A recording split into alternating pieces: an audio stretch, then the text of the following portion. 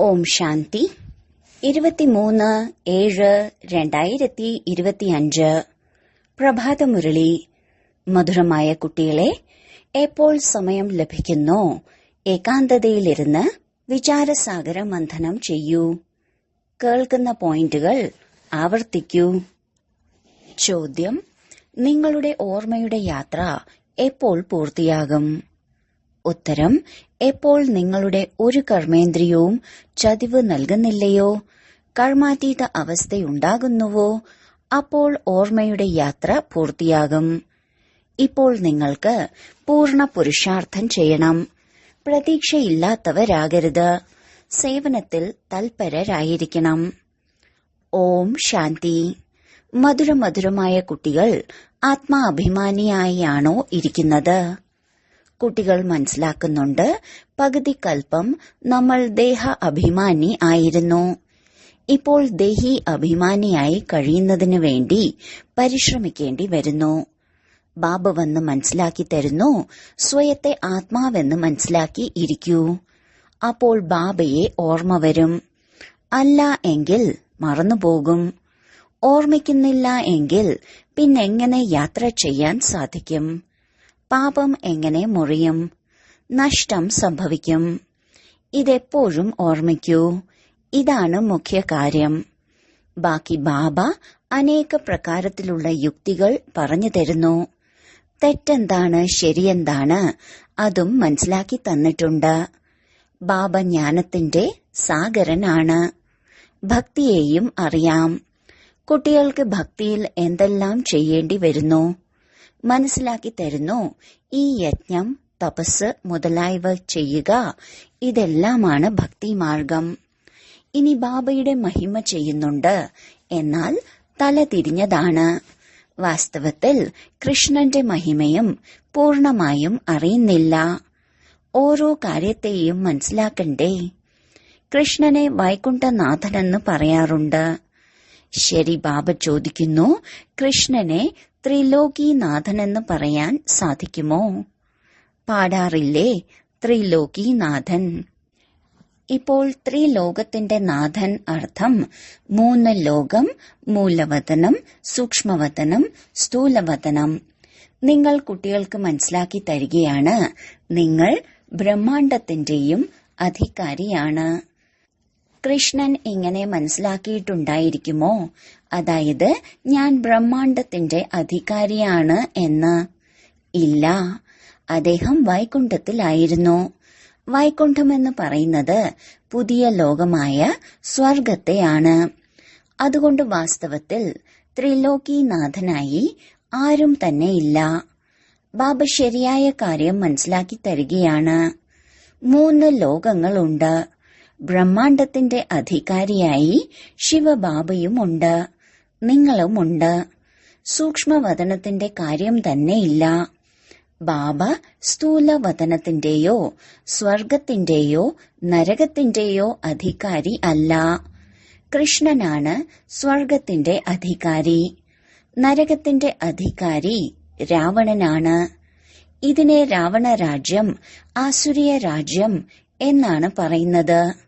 മനുഷ്യർ പറയാറുണ്ട്, എന്നാൽ മനസ്സിലാക്കുന്നില്ല.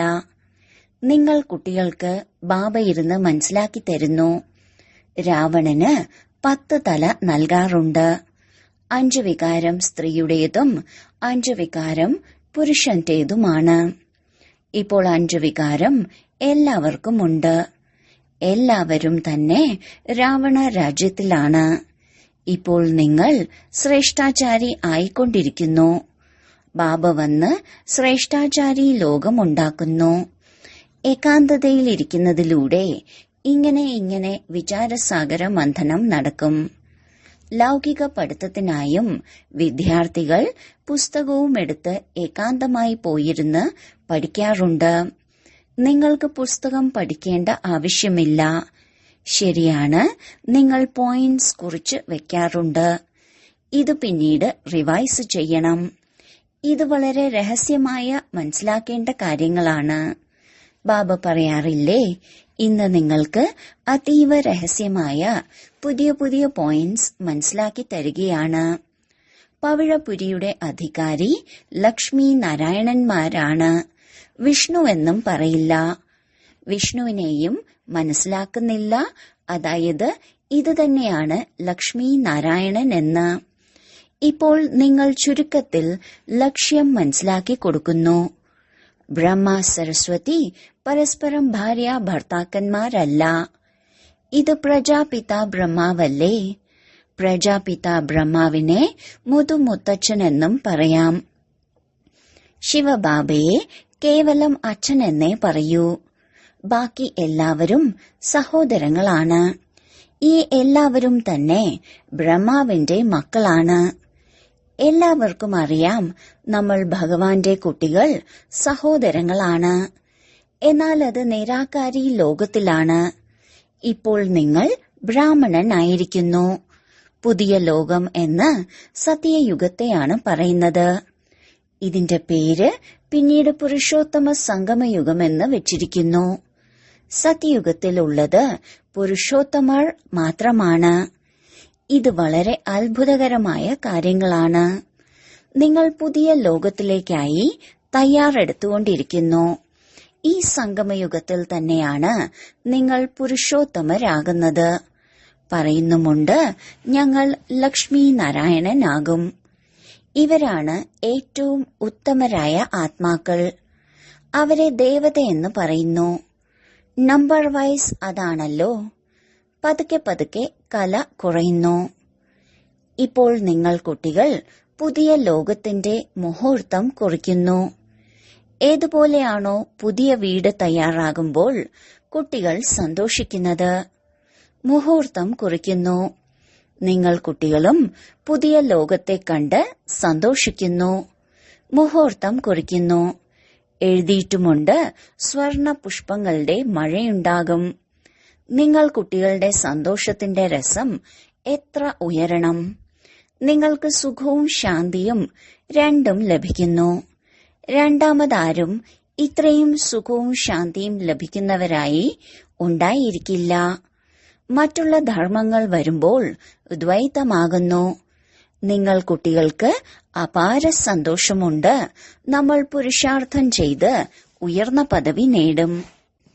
ഇങ്ങനെ ആകരുത്. ഭാഗ്യത്തിൽ എന്തുണ്ടോ അത് ലഭിക്കും. പാസ്സാകാനുണ്ടെങ്കിൽ ആകും. അങ്ങനെയല്ല. ഓരോ കാര്യത്തിലും പുരുഷാർത്ഥം തീർച്ചയായും ചെയ്യണം.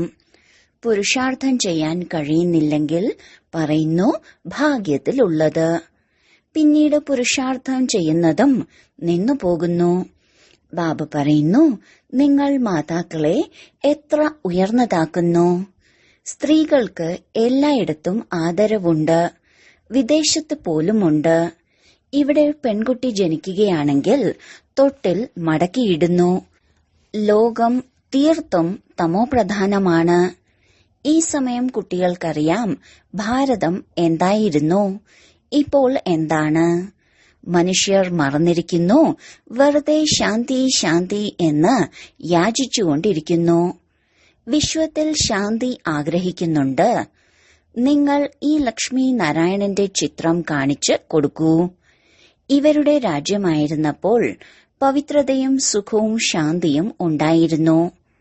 നിങ്ങൾക്ക് ഇങ്ങനെയുള്ള രാജ്യമല്ലേ വേണ്ടത്? മൂലവതനത്തിൽ വിശ്വത്തിന്റെ ശാന്തി എന്ന് പറയില്ല. വിശ്വത്തിൽ ശാന്തി ഇവിടെയല്ലേ സംഭവിക്കുക? മുഴുവൻ വിശ്വത്തിലും ദേവതകളുടെ രാജ്യമായിരുന്നു. മൂലവതനം ആത്മാക്കളുടെ ലോകമാണ്. ആത്മാവിന് ലോകമുണ്ടോ എന്ന് പോലും മനുഷ്യർക്കറിയില്ല. ബാബ പറയുന്നു, ഞാൻ നിങ്ങളെ എത്ര ഉയർന്ന പുരുഷോത്തമനാക്കുന്നു. ഇത് മനസ്സിലാക്കേണ്ട കാര്യമാണ്. അതായത് ഭഗവാൻ വന്നിരിക്കുകയാണെന്ന് പറഞ്ഞ് മുറവിളി കൂട്ടണം. ഇങ്ങനെയല്ല എങ്കിൽ ആരും അംഗീകരിക്കില്ല. കൂടുതൽ ഗ്ലാനി അനുഭവിക്കേണ്ടി വരും. പറയും, BK അവരുടെ ബാബയെ ഭഗവാനെന്ന് പറയുന്നു. ഇതിലൂടെ സേവനം ഉണ്ടാകില്ല. ബാബ യുക്തി പറഞ്ഞു തരികയാണ്. മുറിയിൽ 8-10 ചിത്രം ചുമരിൽ നല്ല രീതിയിൽ തൂക്കിയിടൂ. എന്നിട്ട് പുറത്ത് എഴുതി വെക്കൂ, പരിധിയില്ലാത്ത പിതാവിൽ നിന്ന് പരിധിയില്ലാത്ത സുഖത്തിന്റെ സമ്പത്ത് നേടണമെങ്കിൽ അഥവാ മനുഷ്യനിൽ നിന്ന് ദേവതയാകണമെങ്കിൽ വരൂ, ഞങ്ങൾ താങ്കൾക്ക് മനസ്സിലാക്കി തരാം. ഇങ്ങനെയെങ്കിൽ വളരെ പേർ വരാൻ തുടങ്ങും. സ്വയം തന്നെ വന്നുകൊണ്ടിരിക്കും. വിശ്വത്തിൽ ശാന്തി ഉണ്ടായിരുന്നില്ലേ? ഇപ്പോൾ ഇത്രയും അധികം ധർമ്മങ്ങളുണ്ട്. തമോപ്രധാന ലോകത്തിൽ എങ്ങനെ ശാന്തി ഉണ്ടാകും? വിശ്വത്തിൽ ശാന്തി അത് ഭഗവാൻ മാത്രമാണ് ചെയ്യാൻ സാധിക്കുന്നത്. ശിവബാബ വരുമ്പോൾ തീർച്ചയായും എന്തെങ്കിലും സമ്മാനം കൊണ്ടുവരും. ഒരേ ഒരു ശിവബാബ മാത്രമാണ് ഇത്രയും ദൂരെ നിന്ന് വരുന്നത്. ബാബ ഒരു പ്രാവശ്യം മാത്രവുമാണ് വരുന്നത്. ഇത്രയും വലിയ അച്ഛൻ 5000 വർഷങ്ങൾക്ക് ശേഷമാണ് വരുന്നത്. യാത്ര കഴിഞ്ഞു വരുമ്പോൾ കുട്ടികൾക്ക് സമ്മാനം കൊണ്ടുവരാറില്ലേ? സ്ത്രീയുടെ പതിയും കുട്ടികളുടെ അച്ഛനുമായല്ലേ മാറുന്നത്? പിന്നീട് മുത്തച്ഛനായും മുത്തച്ഛനായും മാറും. ഇദ്ദേഹത്തെ നിങ്ങൾ അച്ഛനെന്നാണ് വിളിക്കുന്നത്. അപ്പോൾ പിന്നീട് മുത്തച്ഛനുമാകും, മുത്തച്ഛനുമാകും. തലമുറകളില്ലേ? ആദം ആദിദേവൻ എന്ന പേരുണ്ട്. എന്നാൽ മനുഷ്യർ മനസ്സിലാക്കുന്നില്ല. നിങ്ങൾ കുട്ടികൾക്ക് ബാബ ഇരുന്ന് മനസ്സിലാക്കി തരുന്നു. ബാബയിലൂടെ സൃഷ്ടിചക്രത്തിന്റെ ചരിത്രവും ഭൂമിശാസ്ത്രവും അറിഞ്ഞ് നിങ്ങൾ ചക്രവർത്തി രാജാവാകുന്നു. ബാബ എത്ര സ്നേഹത്തോടെയും താൽപര്യത്തോടെയുമാണ് പഠിപ്പിക്കുന്നത്. അപ്പോൾ അത്രയും പഠിക്കേണ്ടേ? രാവിലത്തെ സമയം എല്ലാവരും ഫ്രീ ആയിരിക്കും. രാവിലെ 3/4 മണിക്കൂർ ക്ലാസ് ഉണ്ടായിരിക്കും. മുരളി കേട്ടിട്ട് പോകൂ. ഓർമ്മിക്കാൻ എവിടെയിരുന്നും സാധിക്കും. ഞായറാഴ്ച ദിവസം അവധിയാണ്. അതിരാവിലെ 2-3 മണിക്കൂർ ഇരിക്കൂ. പകലിലെ സമ്പാദ്യം മേക്കപ്പ് ചെയ്യൂ. സഞ്ചി പൂർണമായും നിറയ്ക്കൂ. സമയം ലഭിക്കുന്നില്ലേ? മായയുടെ കൊടുങ്കാറ്റ് വരുന്നതിലൂടെ ഓർമ്മിക്കാൻ സാധിക്കില്ല. ബാബ തീർത്തും സഹജമായി മനസ്സിലാക്കി തരികയാണ്. ഭക്തിമാർഗത്തിൽ എത്ര സത്സംഗങ്ങളിലാണ് പോകുന്നത്? കൃഷ്ണന്റെ ക്ഷേത്രത്തിൽ, ശ്രീനാഥന്റെ ക്ഷേത്രത്തിൽ, അങ്ങനെ ഏതെല്ലാം ക്ഷേത്രത്തിൽ പോകും? യാത്രയിൽ പോലും എത്ര പേരാണ് വ്യഭിചാരിയാകുന്നത്? ഇത്ര ബുദ്ധിമുട്ടിയിട്ടും യാതൊരു ലാഭവുമില്ല. ഡ്രാമയിൽ ഇതും അടങ്ങിയിട്ടുണ്ട്. വീണ്ടും ഉണ്ടാകും. നിങ്ങളുടെ ആത്മാവിൽ പാർട്ട് നിറഞ്ഞിട്ടുണ്ട്. സത്യത്രേതായുഗത്തിൽ എന്ത് പാർട്ട് കൽപ്പം മുമ്പ് ചെയ്തോ അത് തന്നെ വീണ്ടും കളിക്കും. സ്ഥൂല ബുദ്ധിയുള്ളവർ ഇത് മനസ്സിലാക്കില്ല. ആർക്കാണോ സൂക്ഷ്മ ബുദ്ധിയുള്ളത് അവർക്ക് നല്ല രീതിയിൽ മനസ്സിലാക്കി കൊടുക്കാൻ സാധിക്കും. അവർക്കുള്ളിൽ അനുഭവമുണ്ടാകും. ഈ അനാദി നാടകം ഉണ്ടാക്കിയിട്ടുള്ളതാണ്. ഇത് പരിധിയില്ലാത്ത നാടകമാണെന്ന് ലോകത്തിൽ ആരും മനസ്സിലാക്കുന്നില്ല. ഇതിനെ മനസ്സിലാക്കുന്നതിലും സമയമെടുക്കുന്നു. ഓരോ കാര്യവും വിസ്താരത്തിൽ മനസ്സിലാക്കി തന്ന ശേഷം പറയുന്നു, മുഖ്യമായുള്ളത് ഓർമ്മയുടെ യാത്രയാണ്. സെക്കൻഡിൽ ജീവൻ മുക്തി എന്നും പറഞ്ഞിട്ടുണ്ട്. ഒപ്പം ഈ മഹിമയുമുണ്ട്. ജ്ഞാനത്തിന്റെ സാഗരമാണ്. മുഴുവൻ സാഗരത്തെ മഷിയാക്കിയാലും, മരങ്ങളെ പേനയാക്കിയാലും, ഭൂമിയെ കടലാസാക്കിയാലും അവസാനം കണ്ടെത്താൻ സാധിക്കില്ല. തുടക്കം മുതലേ നിങ്ങൾ എത്രയാണ് എഴുതുന്നത്? ധാരാളം പേപ്പർ ഉപയോഗിച്ചിരിക്കും. നിങ്ങൾ ക്ഷീണിക്കേണ്ട ആവശ്യമില്ല. മുഖ്യമായുള്ളത് അല്ലാഹുവാണ്. ബാബയെ ഓർമ്മിക്കുക. ഇവിടെയും നിങ്ങൾ വരുന്നത് ശിവബാബയുടെ അടുത്താണ്. ശിവബാബ ഇതിൽ പ്രവേശിച്ച് എത്ര സ്നേഹത്തോടെയാണ് നിങ്ങളെ പഠിപ്പിക്കുന്നത്. ഒരു പൊങ്ങച്ചവുമില്ല. ബാബ പറയുന്നു, ഞാൻ വരുന്നതേ പഴയ ശരീരത്തിലാണ്. എത്ര സാധാരണമായാണ് ശിവബാബ വന്ന് പഠിപ്പിക്കുന്നത്. ഒരഹങ്കാരവുമില്ല. ബാബ പറയുന്നു, നിങ്ങൾ എന്നോട് പറഞ്ഞത് തന്നെ പഴയ ലോകത്തിൽ പഴയ ശരീരത്തിലേക്ക് വരാനാണ്. വന്ന് ഞങ്ങൾക്ക് പഠിപ്പ് നൽകൂ. സത്യയുഗത്തിൽ വിളിക്കുന്നില്ല, അതായത് വന്ന് വജ്രരത്നങ്ങളുടെ കൊട്ടാരത്തിലിരിക്കൂ, ഭക്ഷണം മുതലായവ സ്വീകരിക്കൂ. ശിവബാബ ഭക്ഷണം സ്വീകരിക്കാറേയില്ല. മുൻപ് വിളിച്ചിരുന്നു, അതായത് വന്ന് ഭോജനം കഴിക്കൂ. 36 പ്രകാരത്തിലുള്ള ഭക്ഷണം കഴിപ്പിച്ചിരുന്നു. ഇത് വീണ്ടും ഉണ്ടാകും. ഇതും ചരിത്രമെന്ന് പറയും. കൃഷ്ണന്റെ ചരിത്രമാണോ? കൃഷ്ണൻ സത്യയുഗത്തിലെ രാജകുമാരനാണ്. കൃഷ്ണനെ പതിത പാവനനെന്ന് പറയില്ല. സത്യയുഗത്തിൽ ഇവർ വിശ്വത്തിന്റെ അധികാരിയായത് എങ്ങനെയാണ്? അതും നിങ്ങൾക്കറിയാം. മനുഷ്യർ ഘോരമായ അന്ധകാരത്തിലാണ്. ഇപ്പോൾ നിങ്ങൾ അതിപ്രകാശത്തിലാണ്. ബാബ വന്ന് രാത്രി പകലാക്കുന്നു. പകുതി കൽപ്പം നിങ്ങളാണ് രാജ്യം ഭരിക്കുന്നത്. എത്ര സന്തോഷമുണ്ടായിരിക്കണം. എപ്പോൾ ഒരു കർമ്മേന്ദ്രിയവും ചതിക്കുന്നില്ലയോ, അപ്പോൾ നിങ്ങളുടെ ഓർമ്മയുടെ യാത്ര പൂർത്തിയാകും. കർമാതീത അവസ്ഥയാകുമ്പോൾ ഓർമ്മയുടെ യാത്ര പൂർത്തിയാകും. ഇപ്പോൾ പൂർത്തിയായിട്ടില്ല. ഇപ്പോൾ നിങ്ങൾ പുരുഷാർത്ഥം ചെയ്യണം. പ്രതീക്ഷയറ്റവരാകരുത്.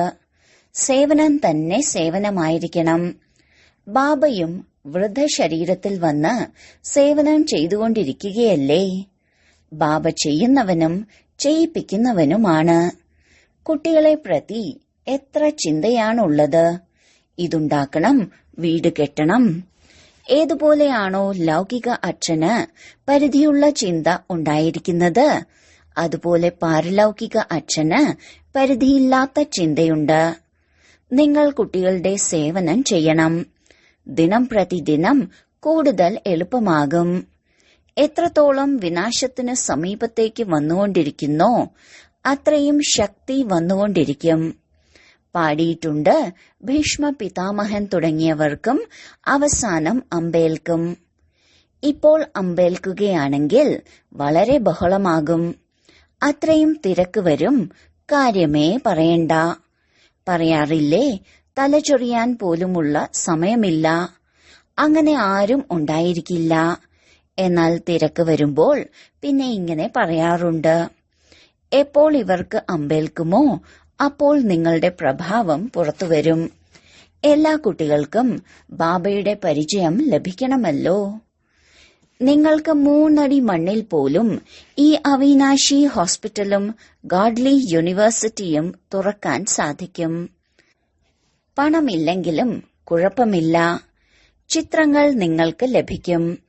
സേവനത്തിൽ മാനം അപമാനം, സുഖം ദുഃഖം, ചൂട് തണുപ്പ് എല്ലാം സഹിക്കണം.